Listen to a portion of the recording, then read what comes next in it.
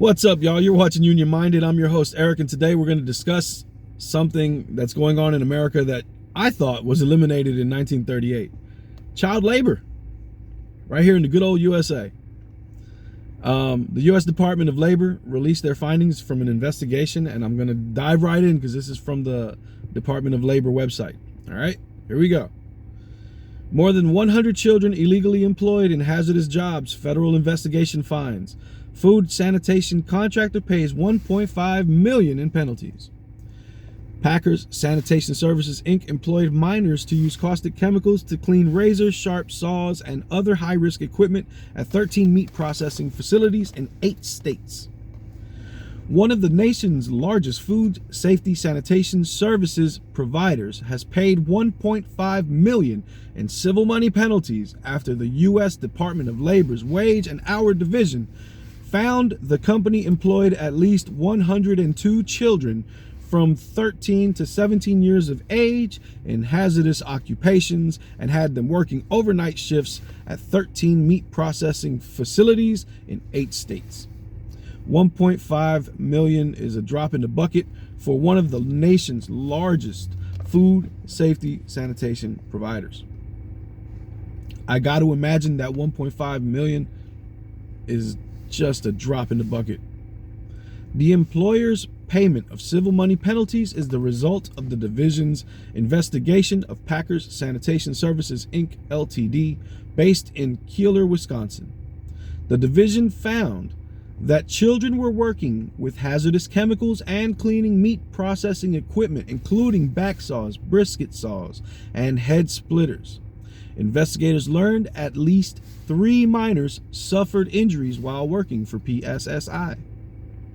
Under the Fair Labor Standards Act, the department assessed PSSI $15,138 for each minor-aged employee who was employed in violation of the law. The amount is the maximum civil money penalty allowed by federal law. Well, at the very minimum, they did hit them with the maximum, and that's a good thing. This is the right move to make for the Department of Labor, and it's something that shouldn't be going on in this country at all. But the thing that is more surprising to me is how little a story like this gets national attention. If you don't look for it, you will exist without even understanding that child labor is still going on in America, and that you would think that was from 100 years ago, back when the very beginning of the industrialization age, when you had, the pictures of the little children with coal ash on their face or in mills sewing up fabric. But you would think it's ancient history. You wouldn't think it's going on today. And here you have a company, the largest company that does this job in America, using children on overnight shifts at that. Overnight shifts, children, 13 years old. What kind of system, and we'll call it the status quo. What kind of status quo system has the result of a parent having to allow their child to work an overnight shift at 13 years of age because of the economic disparity, because of the lack of a social safety net, because of the lack of care from a government that we all pay an enormous amount of taxes into? Well, that's not entirely true. We, the working class, pays an exorbitant amount into. The very wealthy, like the owners of this company, they don't pay that much into it. They like to cry like they do. They like to cry and say, oh, I pay so much taxes. No, you don't. You have so many loopholes. You pay less than your secretary. And even Warren Buffett will tell you so. What kind of system is so desperate that we got to have, 13-year-olds working an overnight shift? It's crazy. But let's continue in the article. I just got off into a little tangent because it's absurd to me. Like, how can we allow this? How do we go about our life thinking this is cool, or not even wondering about it? Anyway, the division began the Packer Sanitation Services, Inc. investigation in August of 2022, and on November 9th, 2022, the solicitor's office filed a complaint in the U.S.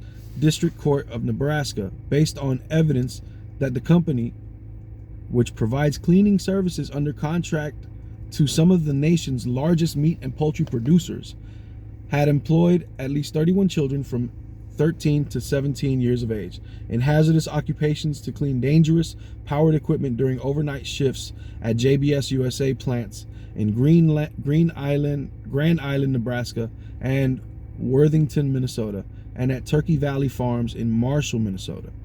U.S. District Court Judge John M. Gerard responded by issuing a temporary restraining order on November 10, 2022, forbidding the company and its employees from committing child labor violations.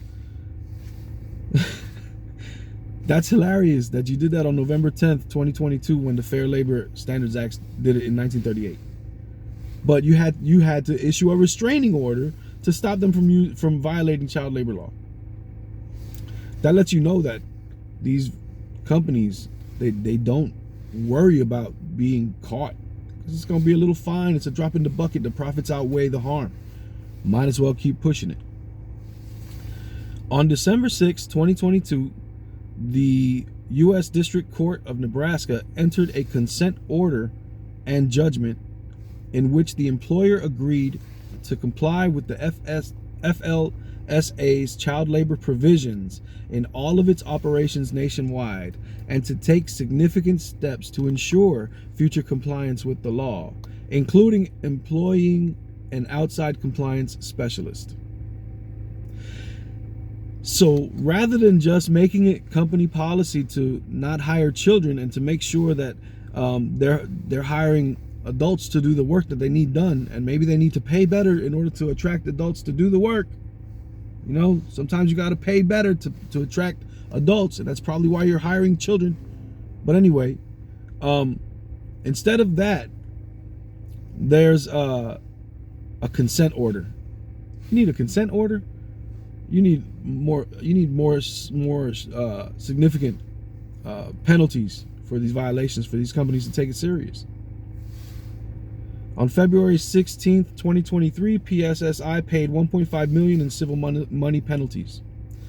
The child labor violations in this case were systemic and reached across 8 states and clearly indicate a corporate-wide failure by Packer Sanitation Services at all levels, explained Principal Deputy Administrator of the Wage and Hour Division, Jessica Lumen.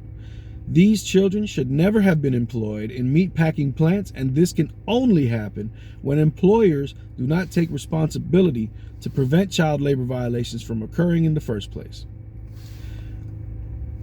But nobody's talking about the system that makes those kids have to go to work.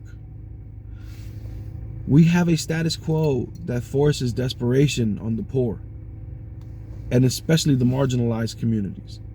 And it forces desperation on them so much so that they have to send their children to go work while they're not being educated or being children. That's the status quo that we live in. And that's really the point of this whole video, is child labor is still happening. Well, what type of status quo allows for that? Our investigation found Packer Sanitation Services Systems flagged some young workers as minors, but the company ignored the flags. When the Wage and Hour Division arrived with warrants, the adults who had recruited, hired, and supervised these children tried to derail our efforts to investigate their employment practices, said Wage and Hour Regional Administrator Michael Lazzari in Chicago. The division's investigation included the following locations. Now, these are the name of the processors. You got George's Inc., Tyson's Food Inc., JBS Foods, Maple Leaf Farms Inc., Cargill Inc., Turkey Valley Farms, Buckhead Meat of Minnesota, JBS Foods, Gibbon Packing Company, JBS Foods in Grand Island, Greater Omaha Packing Company, Tyson's Food in Goodlettsville, Cargill Inc., and the total penalties was $1.5 million. The Department of Labor has made it absolutely clear that violations of child labor laws will not be tolerated, said Solicitor of Labor Seema Nanda. No child should ever be subject to the conditions found in this investigation.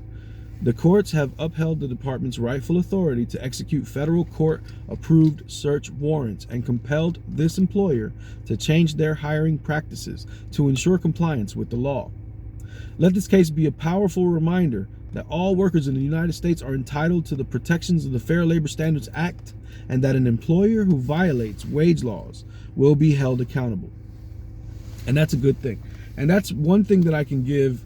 I know some of y'all hate when you give Biden credit for anything, but one thing that I can give Biden credit for is making sure that he is pushing the Department of Labor and the NLRB to be more. He appointed people that are good, that are watching labor, that are being labor advocates. But we got to address the status quo system that allows this stuff to go on, that allows for these conditions to exist.